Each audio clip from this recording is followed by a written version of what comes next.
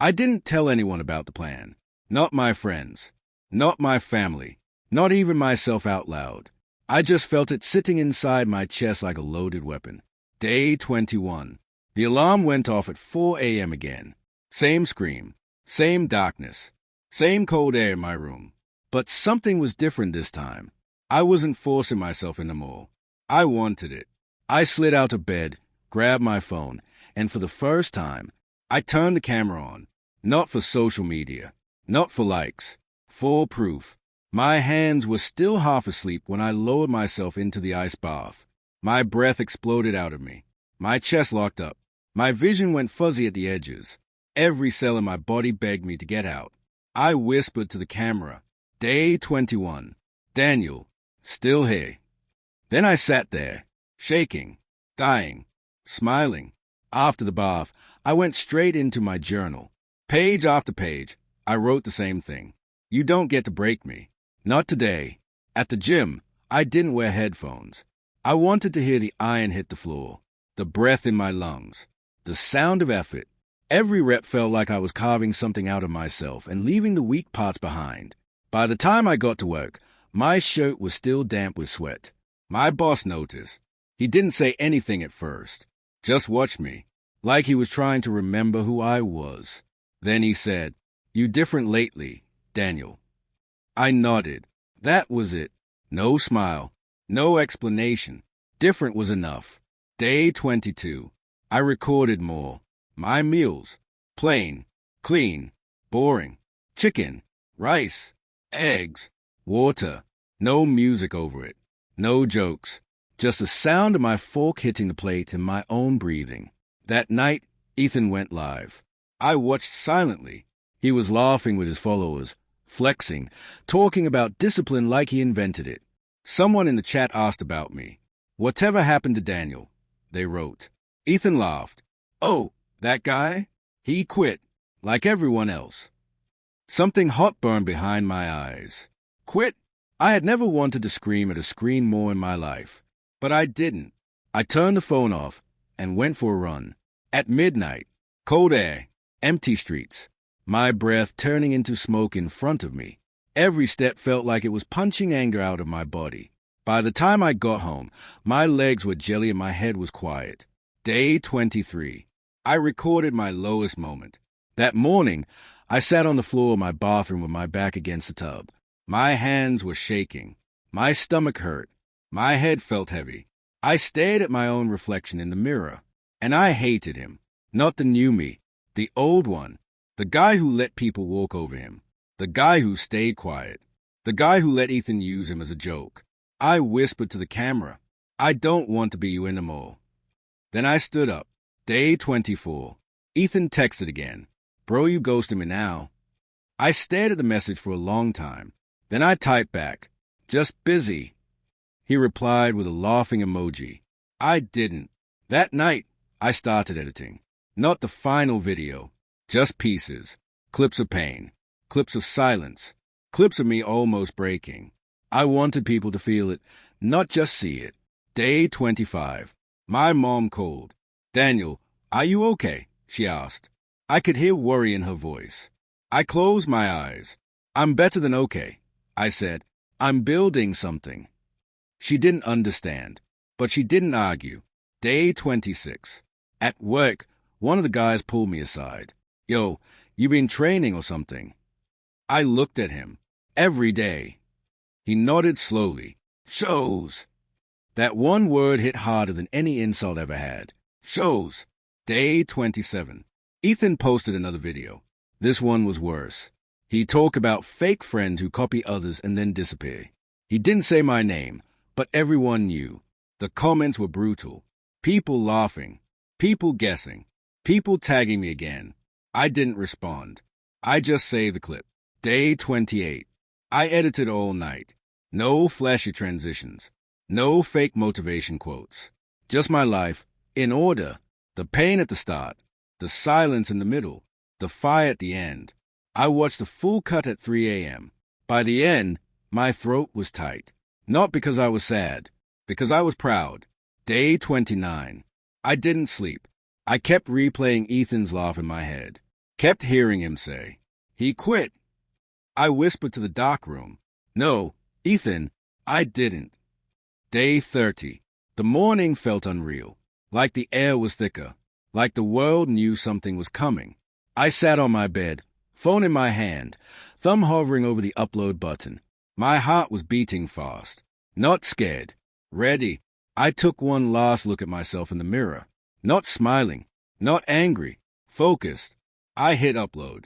The title was simple. I tried America's Craziest Trend for 30 days. In silence. Then I set the phone down and waited. Not my friends. Not my family. Not even myself out loud. I just felt it sitting inside my chest like a loaded weapon. Day 21. The alarm went off at 4 a.m. again. Same scream. Same darkness. Same cold air in my room. But something was different this time. I wasn't forcing myself anymore. I wanted it. I slid out of bed, grabbed my phone, and for the first time, I turned the camera on. Not for social media. Not for likes. For proof. My hands were still half asleep when I lowered myself into the ice bath. My breath exploded out of me. My chest locked up. My vision went fuzzy at the edges. Every cell in my body begged me to get out. I whispered to the camera, "Day 21. Daniel, still here." Then I sat there, shaking, dying, smiling. After the bath, I went straight into my journal. Page after page, I wrote the same thing. You don't get to break me. Not today. At the gym, I didn't wear headphones. I wanted to hear the iron hit the floor, the breath in my lungs, the sound of effort. Every rep felt like I was carving something out of myself and leaving the weak parts behind. By the time I got to work, my shirt was still damp with sweat. My boss noticed. He didn't say anything at first, just watched me, like he was trying to remember who I was. Then he said, "You different lately, Daniel." I nodded. That was it. No smile. No explanation. Different was enough. Day 22. I recorded more. My meals. Plain. Clean. Boring. Chicken. Rice. Eggs. Water. No music over it. No jokes. Just the sound of my fork hitting the plate and my own breathing. That night, Ethan went live. I watched silently. He was laughing with his followers, flexing, talking about discipline like he invented it. Someone in the chat asked about me. Whatever happened to Daniel? They wrote. Ethan laughed. Oh, that guy? He quit, like everyone else. Something hot burned behind my eyes. Quit? I had never wanted to scream at a screen more in my life. But I didn't.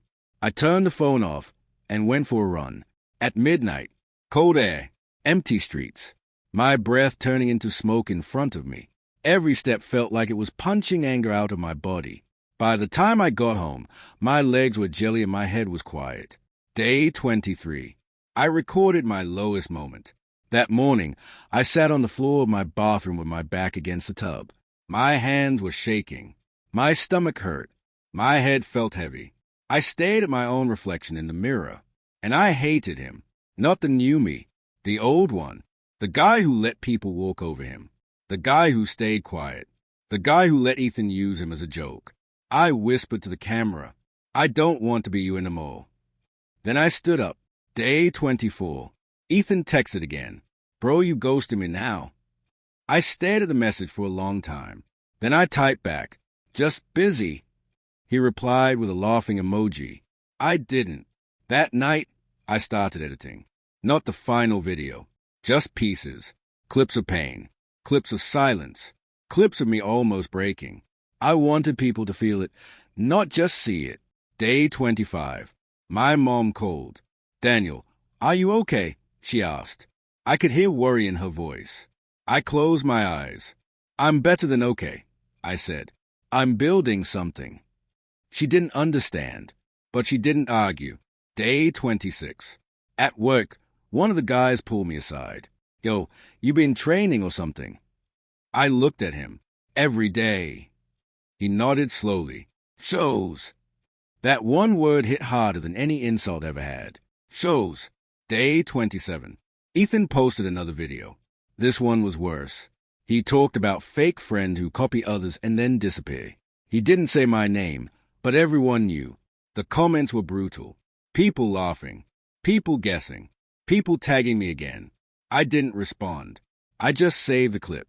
Day 28. I edited all night. No flashy transitions. No fake motivation quotes. Just my life, in order. The pain at the start. The silence in the middle. The fire at the end. I watched the full cut at 3 a.m. By the end, my throat was tight. Not because I was sad. Because I was proud. Day 29. I didn't sleep.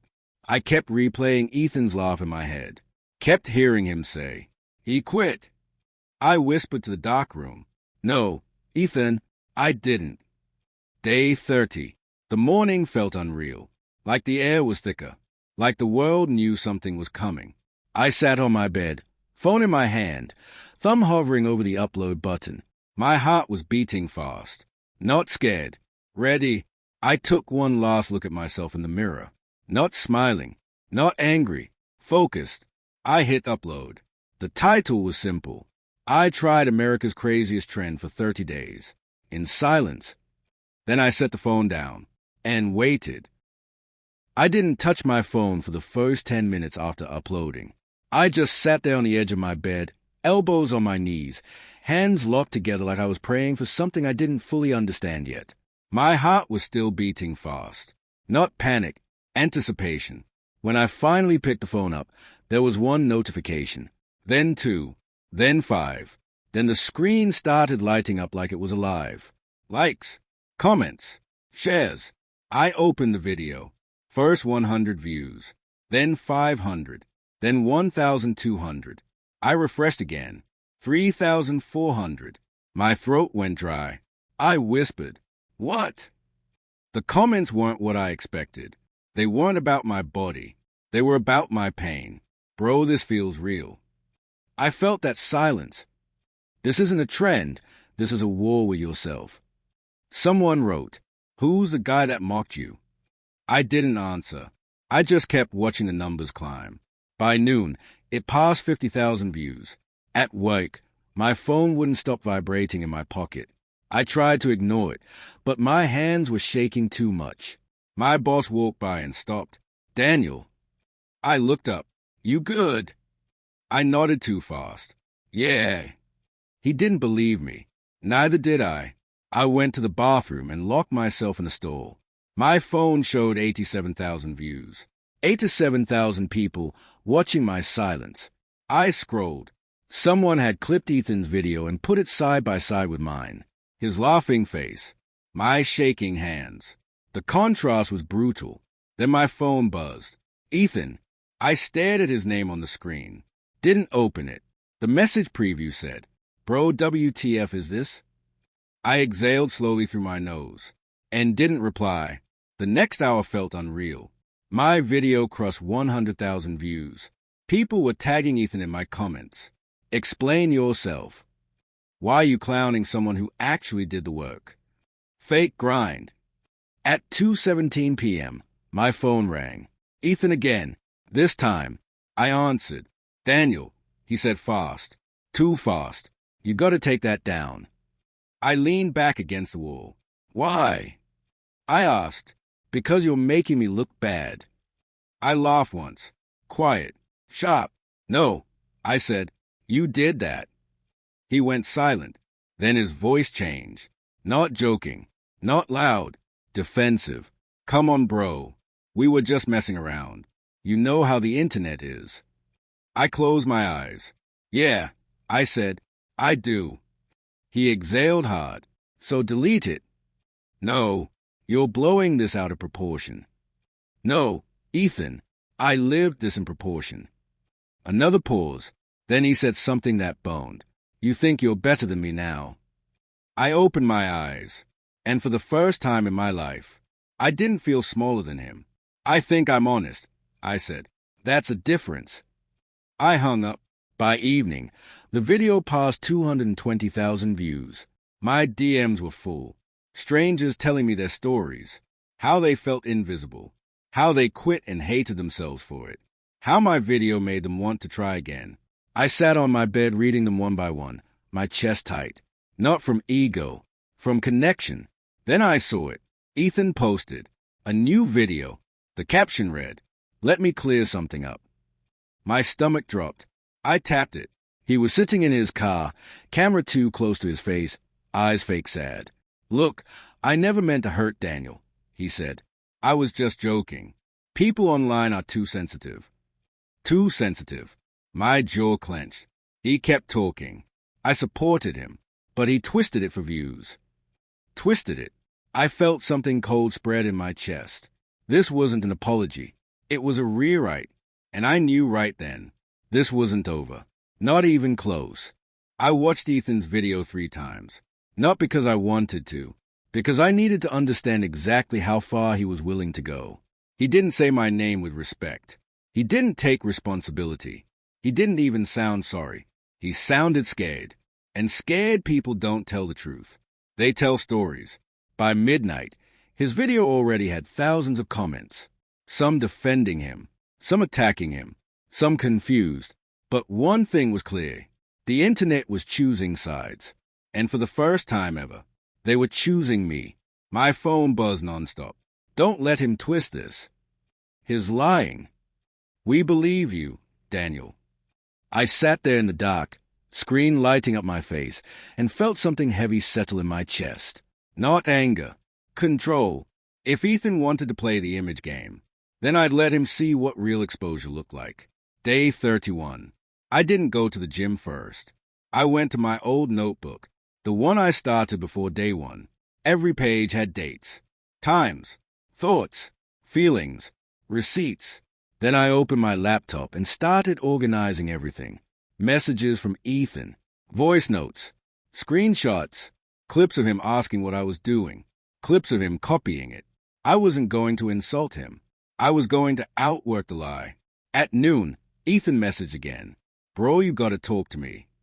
I typed back, "Say what you really mean." 3 dots appeared, disappeared, appeared again. Then, "You're ruining my brand." I smiled, not happy, certain.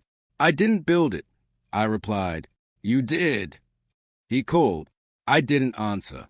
Instead, I kept editing. By evening, I had something ready. Not a revenge video. A timeline. My life. My work. My silence. His jokes. His copies. His lies. I didn't add music. Just my voice. Calm. Slow. Unemotional. At the end, I looked straight into the camera and said, "I'm not here to cancel anyone. I'm just here to stop being erased." Then I uploaded it. Title, "Here's the Truth They Didn't Want You to See." I posted it at 9:07 p.m. By 9:20, it was already moving. Fast. By 10:00, it was everywhere. People started comparing dates. Screenshots, clips, Ethan's old posts, my journals, my timestamps. The lie had nowhere to hide. At 11:43 p.m., Ethan texted me one last time. "Why are you doing this to me?" I stared at the words for a long time. Then I typed, "I didn't do this to you. I stopped letting you do it to me." He didn't reply. The next morning, his page was quiet. No stories, no lives, no posts, just silence. The same silence he thought meant weakness. I went to work that day feeling lighter. Not proud, relieved. At lunch, a coworker sat next to me. "Yo, you're that guy, right? From the video." I nodded. He smiled. "Respect." One word, and somehow, it healed more than all the comments combined. But deep down, I knew something. Ethan wasn't done. Not yet. People like him don't disappear quietly. They wait. The quiet didn't last. It never does with people like Ethan. 3 days passed. No posts, no stories, no noise. Just his name sitting there on my screen like a shadow that refused to move. I almost started to believe he'd accepted it. Almost. Then, on the 4th morning, my phone exploded. Not with praise. With panic. "Daniel, check Twitter. Bro is talking about you again. Ethan just dropped something crazy." My stomach tightened. I opened the app. And there it was, a thread, long, dramatic, full of truth. Ethan had written a story where he was a victim. He said I'd been obsessed with him, that I copied him, that I used his name for clout. He even claimed I threatened him. Threatened. I felt the blood drain from my face. People were already arguing in the replies. Some believed him, some didn't. But doubt had entered the room. And doubt is poison. I sat on my bed, phone in my hand, staring at the screen while my chest felt tight. Not fear, pressure. This was his last move. Go public, go loud, go desperate. At work, I couldn't focus. Boxes blurred in front of my eyes. Every vibration in my pocket felt like another punch. At lunch, I finally sat alone in my car and read the whole thing again. Slowly, carefully, not emotionally, strategically. He hadn't shown proof. Just words. And I had something better than words. Receipts. I went home early that day. Didn't answer texts.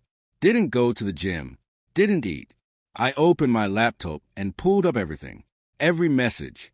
Every voice note. Every time Ethan asked me what I was doing. Every time he copied it days later. Then I found something I'd almost forgotten. A screen recording. From weeks ago, Ethan had sent me a video draft asking, should I post this? In it, he literally said, I saw what Daniel's doing, and I think I'll try it too. My hands went still. My heart started beating slower. Calmer. This wasn't anger anymore. This was clarity. By midnight, I had edited another video. Not emotional, not loud, not revenge-filled, just factual. Date, time, clip, message. I spoke once in the whole thing. At the end, I said, truth doesn't need drama. It just needs daylight. I didn't upload it right away. I waited, because I wanted Ethan to think his lie was working. The next morning, his thread had gone even bigger. Influencer pages were sharing it. Reaction channels were picking sides. And then, at 10 a.m., I hit upload. The title, You Lied. Here's a proof. I posted the link under his thread. One comment. That's all. You forgot this. Then I closed the app and walked away. I didn't watch the explosion right away. I went for a walk. No music. No phone in my hand. Just cold air in my lungs and my footsteps on the sidewalk. Because I already knew what was happening. Truth doesn't argue. It reveals. When I finally checked my phone an hour later, the screen felt like it was on fire. Notifications stacked on top of each other. Mentions, tags, DMs. I opened Ethan's thread. The tone had changed. Completely. The top replies weren't defending him anymore. They were asking questions. Wait, is this real? Those timestamps don't lie. Why did you say he copied you if this exists? Then I opened my video. Views were moving like a slot machine. 50K, 90K, 140K. People were clipping the part where Ethan said my name. The part where he admitted he copied me. The part where the dates lined up perfectly. The lie was collapsing. In public. My phone rang. Unknown number. I answered. Hello. Silence. Then a shaky breath. Daniel. It was Ethan. Not loud. Not confident. Not funny. Just small. What do you want? I asked. He swallowed. You didn't have to do this. I leaned against the wall. Yes, I said. I did. He went quiet again. Then he whispered, They are destroying me. I closed my eyes. Not because I felt bad. Because I felt free. I didn't destroy you, I said. I stopped protecting you. He started talking fast. About stress. About pressure. About how the internet makes people crazy. Excuses. I cut him off. You saw me hurting, I said, and you used it. Silence. I'm done talking. I added, Goodbye, Ethan.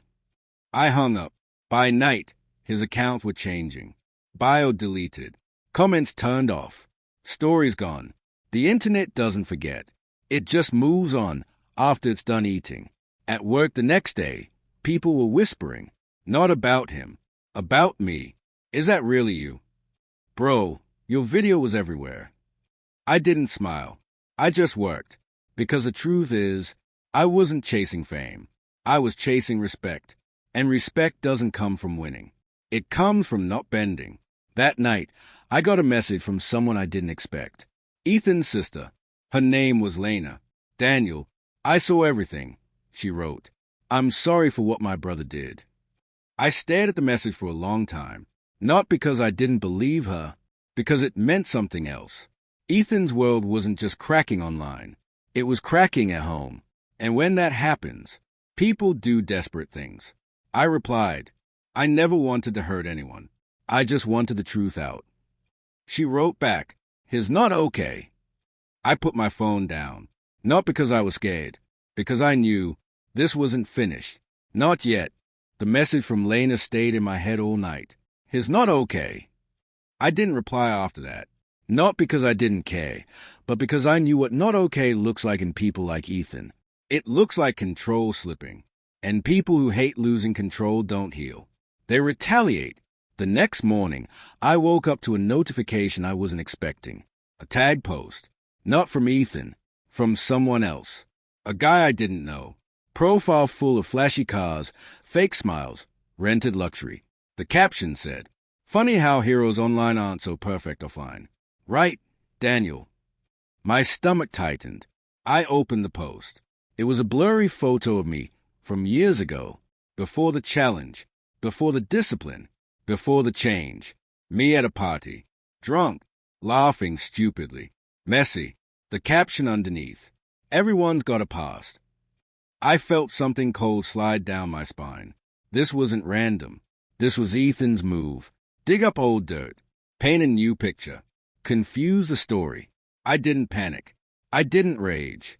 I sat on the edge of my bed and breathed slow, because I knew something he didn't. I wasn't hiding from my past. I had outgrown it. By noon, more posts appeared. Old screenshots, old jokes, old moments out of context. Pages I'd never heard of suddenly cared a lot about exposing me.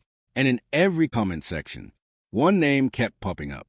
Ethan, not tagged, not mentioned, just felt. At work, my hands moved on autopilot. My mind was somewhere else, mapping patterns, connecting dots. Then my phone buzzed. A DM from Lena. "Daniel, he's trying to flip the story." I told him to stop. I stared at the message. Then I typed back, "Did he listen?" 3 dots appeared, disappeared. Then, no. I leaned back in my chair. Of course he didn't. That evening, Ethan finally messaged me directly. Not angry, not loud, smooth. Crazy how fast people turn on you online. Huh. I read it twice, then replied, "You're turning on yourself." He sent a laughing emoji. "You think you're untouchable now." I looked at the words and smiled. "I think I'm done being scared of you." There was a pause, longer than usual. Then, "You don't know what I still have." That one line didn't scare me. It excited me, because when someone says that, it means 2 things. They are bluffing, or they are desperate. Either way, they are losing. I didn't reply. I closed the chat, and I started preparing again. Not emotionally, strategically, because I could feel it in the air. Ethan wasn't done. He was just getting reckless. I knew Ethan wouldn't stop. People like him, they doubled down when cornered. And I had cornered him. That morning, my phone buzzed nonstop. Screenshots, tag posts, mentions, people speculating, people arguing, people starting to question everything. Then I saw it. Ethan had gone live. No words, no thumbnails, just him staring into the camera. His background messy, shadows across his face, eyes darting. He looked small, not angry, not confident, desperate. The comments exploded immediately. "Wait, is this real?" Daniel's video proved everything. Ethan's freaking out. I sat on my bed, laptop open, watching silently, every twitch of his lips, every nervous glance at the camera. I didn't need to respond. I didn't need to post anything. The truth was already winning. Then he did something risky. He posted a private DM screenshot of me, claimed it was proof that I was stalking him. My chest tightened for a second. Not fear, not panic, but awareness. I knew how the internet worked. A single misstep could flip the narrative, and Ethan was trying to flip it. I pulled up my own backup. Every DM, every screenshot, every voice note, every timestamp. I didn't respond online. I didn't engage. I just documented. By evening, the chaos had spread. Influencers were taking sides. Reaction channels were clipping everything. But my narrative, my proof, was unshakable. At work the next day, someone whispered as I passed, "Yo, you're the guy from the viral videos, right?" I nodded, not proud, not smug, just calm, because calm is louder than rage. That night, Ethan tried again. A new post, claims, twists, a desperate attempt to regain control. I read the message from Lena again. His not thinking clearly, Daniel. I stared at it for a long time and smiled quietly because I wasn't just defending myself anymore. I was letting him expose his own recklessness. The internet was watching, and I was ready. But I knew this was his most dangerous move yet. If I miscalculated, everything I built could crumble in seconds. My patience, my strategy, my silence, everything.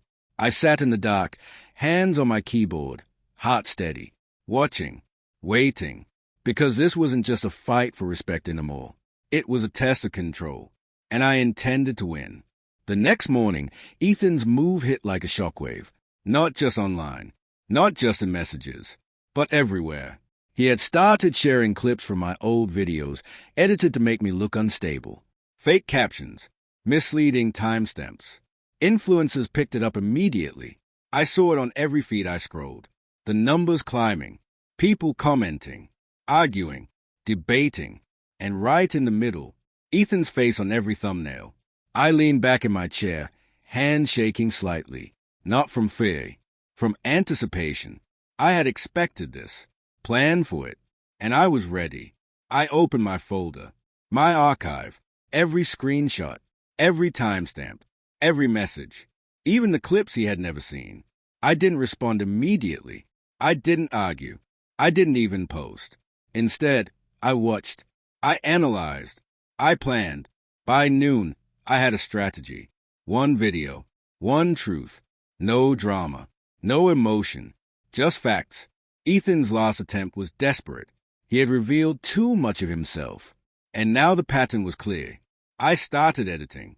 Clips side by side. Every lie. Every fake claim. Every attempt to twist the narrative. And at the end of the video, one short statement. You can try to rewrite the story. You can try to hide the truth. But some things cannot be erased. I watched it once, twice, 3 times. Perfect. By 7 p.m., the video was ready. I didn't upload immediately. I waited until Ethan posted his victory clip, his boldest attempt yet. Then I hit upload. The moment he thought he had won, the truth appeared. Instantly, the internet noticed. The reaction was brutal. People were comparing clips, checking timestamps, questioning everything Ethan had said, and for the first time, he couldn't respond. His voice was small now, his messages frantic, his posts scrambling. I didn't need to add a single word. The proof spoke louder than anything I could say. That night, Lena texted again. Daniel, he's panicking. I smiled quietly, not because I wanted him to fail, but because he had finally met consequences. The thing about people like Ethan, they only respect strength. And I wasn't just strong. I was untouchable. But deep down, I knew one thing. This was not over yet. He would try again. He always does. And I had to be ready. The next morning, Ethan didn't wait. He posted again. Long video, blaming everything on misunderstandings, editing me out of context, adding dramatic music to make himself look heroic. I watched it silently, analyzed every frame, every word, every glance. He was reckless, desperate, exposed. I pulled up my notes. Every lie, every stolen idea, every claim he had made. By noon, I had an idea. Not an emotional response. A surgical strike. I recorded a short clip. Not long, not flashy, just one line. You tried to rewrite history. Here's the truth you can't touch. I paired it with clips, side by side, his lies next to my proof. Every date, every message, every timestamp. I didn't upload it yet. I waited. I watched as Ethan's post spread. His comments spiraled. People arguing, confused, questioning. By 6 p.m., the post hit trending. I finally uploaded my response. The reaction was immediate. People paused, rewound, compared, and slowly the truth sank in.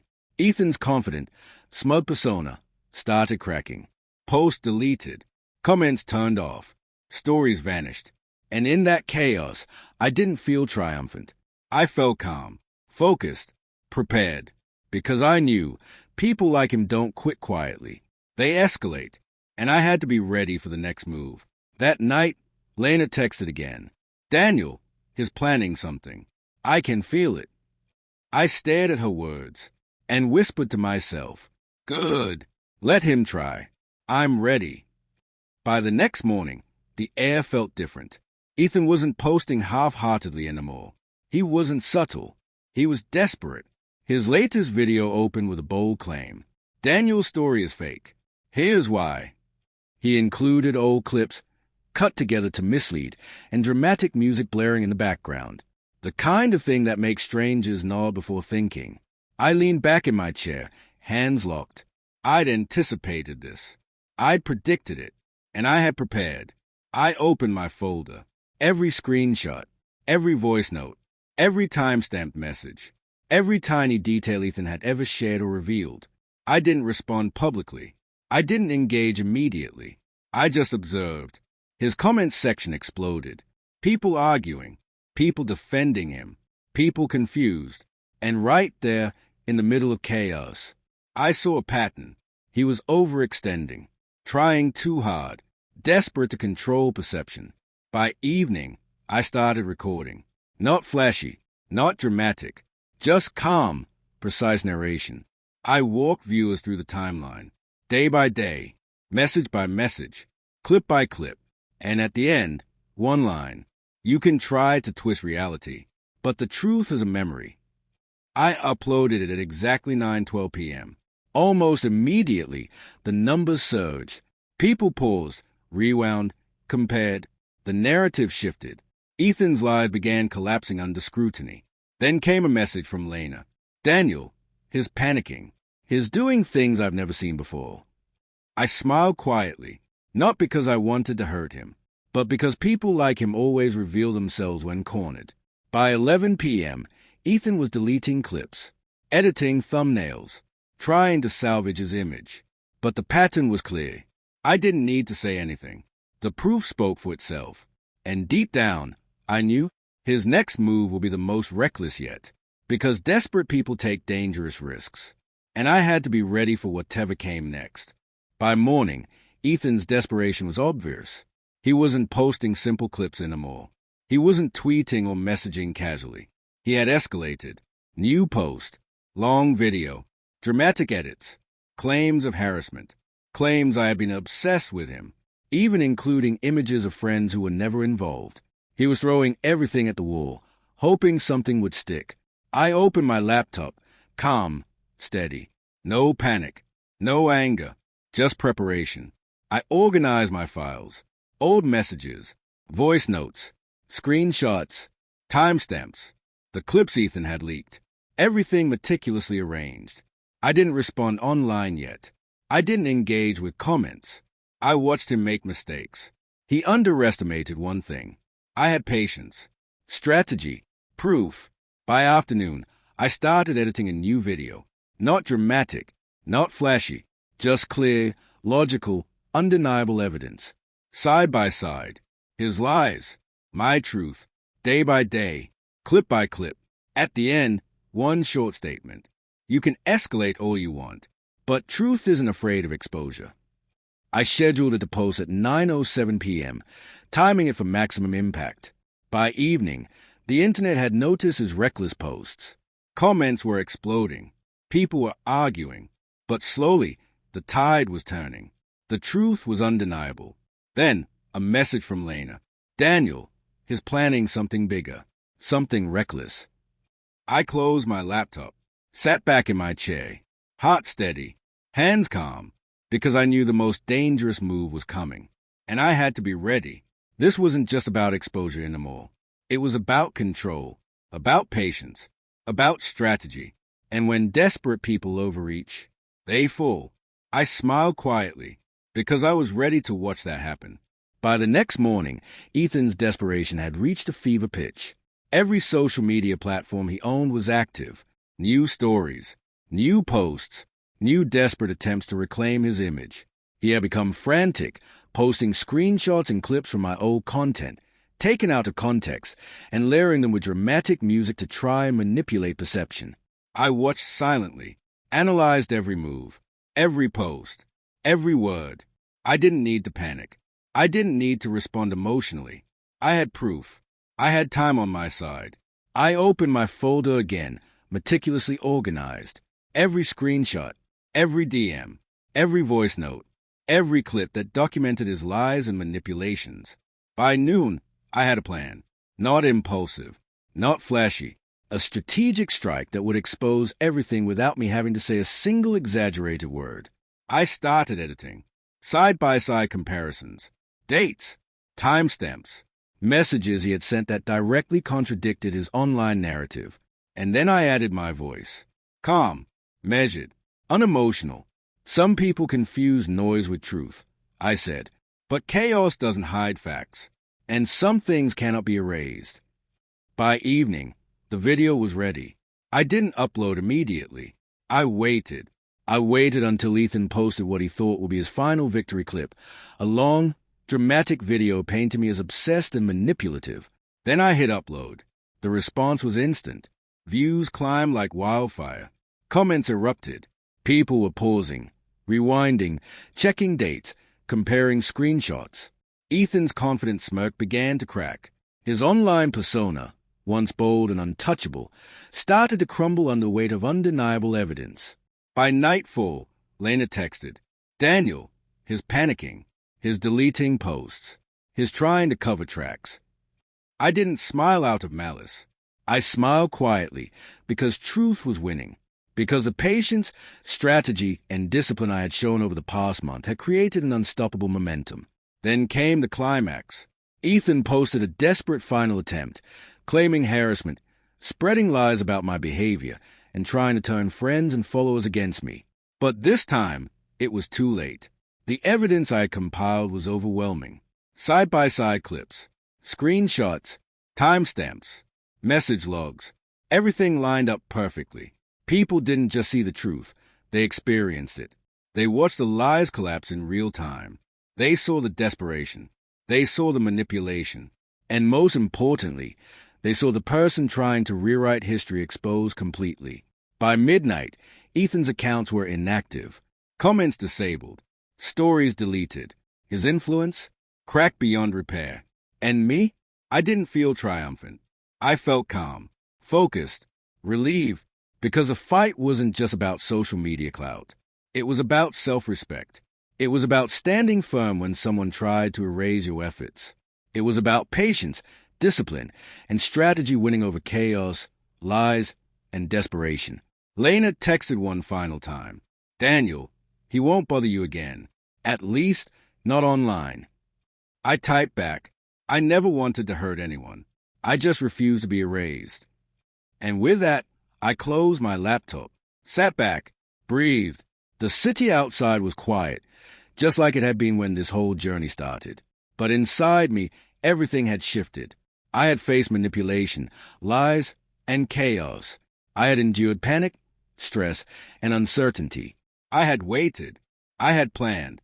And I had emerged not only unscathed, but victorious. Because some battles aren't won with anger. They are won with patience, strategy, and unwavering resolve. And that night, as I finally put my phone down, I realized the real victory wasn't exposing Ethan. It was proving to myself that I was stronger than Faye, stronger than lies, stronger than anyone who tried to control me. And for the first time in a long time, I felt free.